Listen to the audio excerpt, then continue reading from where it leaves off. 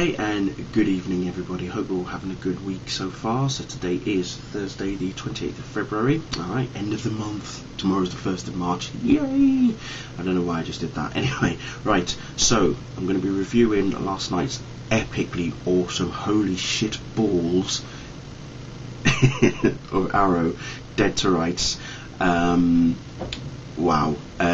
Yeah, so just to pre-warn you, this is going to be full of spoilers, okay? So if you don't want to hear what happened, if you haven't seen it, I suggest you stop watching right now, go watch the episode, and then come back, okay? You have been warned. Right, anyway, let's kick it off, shall we? So this episode was actually written by Geoff Johns. I know I did say in last week's review of the Odyssey, I believe, I said that he had written Muse of Fire when obviously he didn't, so I completely missed that. This was actually his first episode that he has written that was released, and it was directed by Glenn Winter, who also worked on Smallville, so very, very good collaboration and very good connection back to Smallville there. But what an episode, seriously, what an episode. A lot of revelation, a lot of twists, a lot of turns, plenty of DC references as well.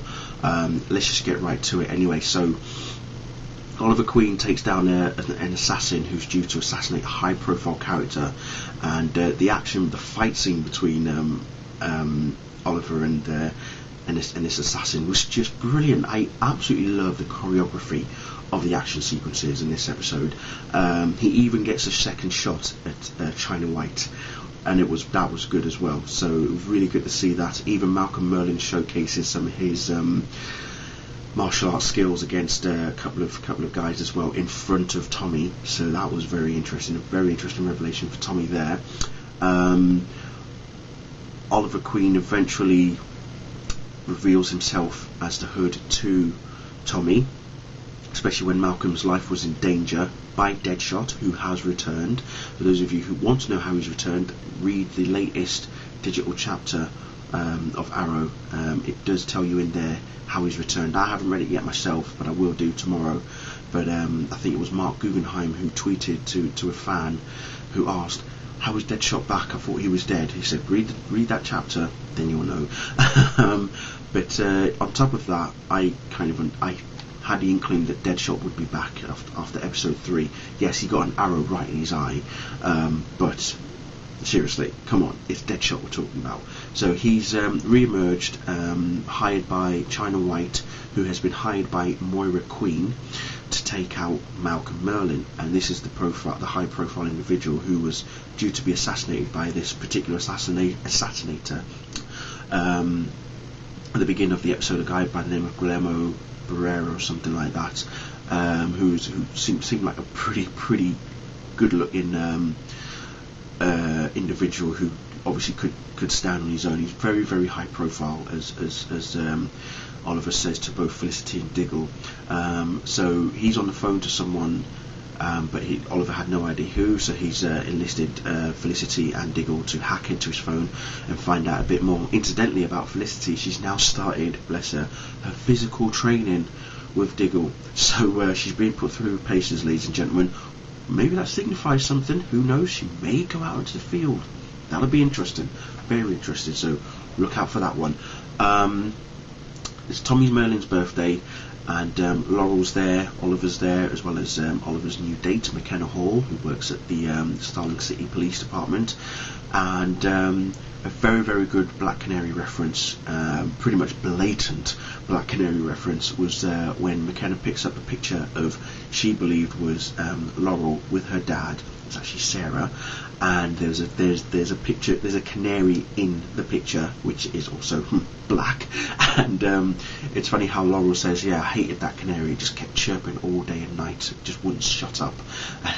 So again, there's a reference, and that's what I love about Geoff Johns. He has all these, because he's like the superstar writer of DC Comics, he has these connections, these references. He loves putting them in. If you've watched Legion and Absolute Justice from Smallville, this is what he's good at, and he writes these characters so well, because really, who else is going to know DC characters other than a DC Comics writer? There's There's a reference to Bloodhaven, which is the apartment that Floyd Lawton, aka Deadshot, is staying in. We also have a mention of Nanda Parbat, okay? It's a mystical sort of village in the high Himalayas, where Malcolm apparently took on a journey and met a guy there. We don't know who he met, he didn't mention his name, but speculation has mounted that it could be Ra's al Ghul, Deadman, possibly Boston Brand, who knows. My theory is more towards Richard. This was a guy who helped train Charlie to become the Question, so there's that connection. So all of these possibilities are opening up. Who knows what it could signify. And incidentally, about Malcolm, he actually shows up at Tommy's birthday do. Pretty much wants to apologise and reconcile with Tommy. He knows that he's treated him badly, he knows that he's treated him like shit. Tommy has basically just given up on wanting to know his dad, not just after cutting off his money, but after finding out that he wanted to sell off the care home that his mother, who was killed, had set up for, for the homeless and people like that. So it really hurt Tommy to find out that his dad was planning on doing that. But the other reason for Malcolm's visit was because he wanted to invite Tommy to a gala that's being held in Malcolm's honour, rather. He was going to be presented with the Humanitarian of the Year award. It's a bit like Lex Luthor now.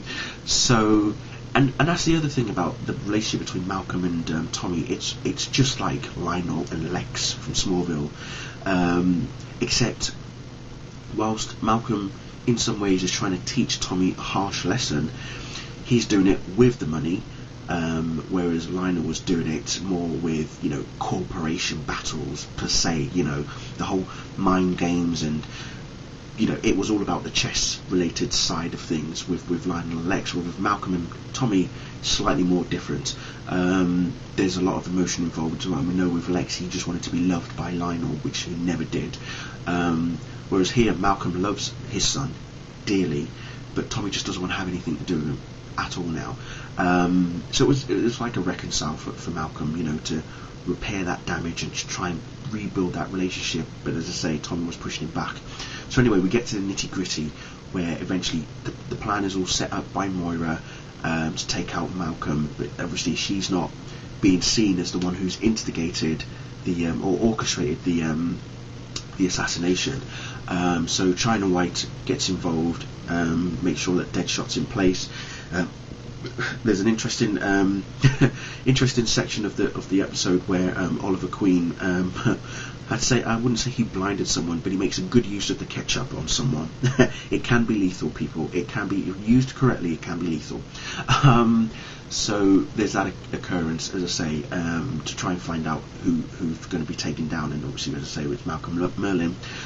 But it's when Malcolm gets shot by Deadshot, so to speak, that's when we find out the true meaning of friendship between Oliver and Tommy, because that is when Oliver, even though he's there as a hood, he's telling Tommy how he should be saved, because he knows that what is the bullet that is laced with the poison that Deadshot uses, that it's going to kill Malcolm if Tommy doesn't transfuse his blood. And he's saying, well, why should I trust you? And then that's when he takes off the hood and switches off the voice modifier as well, and says, because you always have. And it's like, whoa. And my more gut feeling was, I hope Malcolm doesn't die in this episode. He gets shot 3 times, and he eventually, we find out he's wearing bulletproof vest, but then obviously the bullet eventually one bullet hits his neck, and then that's when it's the poison starts to kick in. So anyway, as I say, Oliver eventually helps Tommy to save Malcolm. That's when Malcolm then tells Tommy about the whole Nanda Parbat trip. Tommy does not know that his dad is a Dark Archer. I almost thought that he was going to find out, because there was a section in the episode where Malcolm's opened up his secret doorway kind of thing, his secret hideout, almost like in a Bruce Wayne sort of fashion. But no, Tommy doesn't see that, so that was a shame. But I think the biggest surprise for everybody was that of the showing up, and I didn't expect it, unless you saw the credits at the beginning. Did not expect it, but Dinah Lance shows up. Didn't think it was going to happen in this episode. There was no indication, no pre-warning, nothing. So no one had no idea, and we didn't know. As far as we were concerned, we were told that Alex Kingston wasn't going to arrive until at least towards the back end, like further back end of the season. Didn't think it was going to happen yesterday, but she's got news for Laurel, and it involves Sarah, and she thinks Sarah's alive. Dun dun dun. But wow, as I say, it was definitely a holy shit balls moment for this episode, and it begs a lot of questions. My main question is, where does Tommy go from here now that he knows that Oliver Queen's the Hood? He feels that in some ways Oliver didn't trust him. You know, he actually did ask Oliver, he said, "Were you ever going to tell me?" And Oliver literally just point blank said, "No." And it was like, what does that do to a friendship that has been that has lasted as long as theirs? I mean, they've been friends since they were young boys. What does that mean? I even forgot to mention the island. On the island, obviously, it was brief flashbacks. Oliver and Slade, obviously, Slade is trying to get Oliver to do some pull-ups in the plane. Oliver's only managed 4, and then Slade just starts showing him exactly how it should be done. He must have done about 6 or 7 in one breath, kind of thing. But Oliver finds a damaged radio. He knows that he feels that he could fix it, and he does actually fix it, because he says, his dad was in, all about, he was a pilot and everything, and has dealt with things like this, so he thought he could fix it. He did fix it to the point of where he could listen in on the frequencies of like planes flying by, but no one could hear. They couldn't hear them or anything. They could only hear what was being fed on the radio frequencies.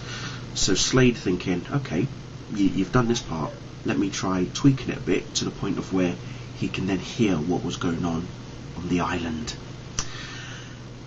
A word by the name of Scylla is mentioned. Fires is talking to someone who is off the island. We don't know who. As I say, later on I'm sure we'll find out. But eventually Slade and Oliver track down this Scylla thing, and it turns out to be I've just forgotten what it's called now. The anti-aircraft artillery that it can take down a plane from a great distance, basically. So that's when Slade realizes that there's a whole lot more to the island than he actually thought in the first place. But never mind. But as I say, overall, what a damn good episode. What have we got left? No idea. The next episode isn't until March 20th. I know, it sucks. Haven't seen a promo for that yet, but I will do very soon, and then find out what we've got in store. I think Huntress returns in that episode, so that'll be interesting to see how that one unfolds. But what about the rest of the season? What's going to happen to Tommy? How's the relationship with him and his father? Is that going to get better? Is he going to go down that dark path with Malcolm? Is Malcolm going to show him, give him some training? Is there going to be some sort of wedge now between Tommy and Oliver, now that Tommy knows who Oliver really is? What's going to happen with Dinah, Laurel, Quentin? Even how is he going to feel now that the missus is back in the picture? What's that going to do to him? And if he finds out that she's revealed that Sarah could be alive, what's that going to do to him as well? Because don't forget, the death of Sarah drove him to drink and depression. So yeah, a lot going on, people, a lot. Anyway, I'm going to leave it there. Thank you all for watching, and I'll see you all very soon. Goodbye.